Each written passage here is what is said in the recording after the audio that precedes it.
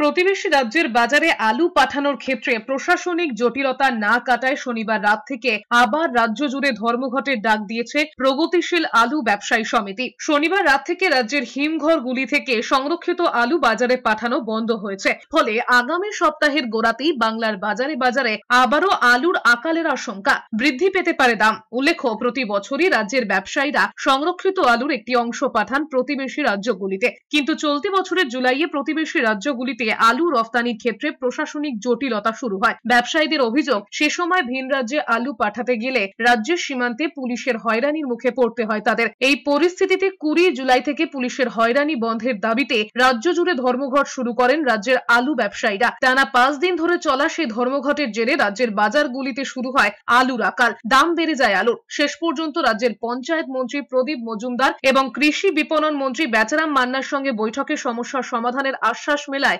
ধর্মঘট প্রত্যাহার করে নিয়েছিল ব্যবসায়ী সমিতি। কিন্তু সেই ঘটনার 1 মাস যেতে না যেতেই আবার রাজ্য জুড়ে কর্মবিরতির কথা ঘোষণা করেছে প্রগতিশীল আলু ব্যবসায়ী সমিতি। ব্যবসায়ীদের একাংশই জানাচ্ছেন, শনিবার রাত থেকে ধর্মঘট শুরু হওয়ায় রাজ্যের বাজারগুলিতে মঙ্গলবার থেকে প্রভাব পড়তে পারে। শনিবার হিমঘরগুলির শেডে আলু নামানো হয়েছে। এই আলু শুকিয়ে বাজারে আসতে রবিবার থেকে সোমবার লেগে যাবে, কিন্তু ধর্মঘট শুরু হওয়ায় রবিবার আর হিমঘর থেকে আলু নামানো হবে না।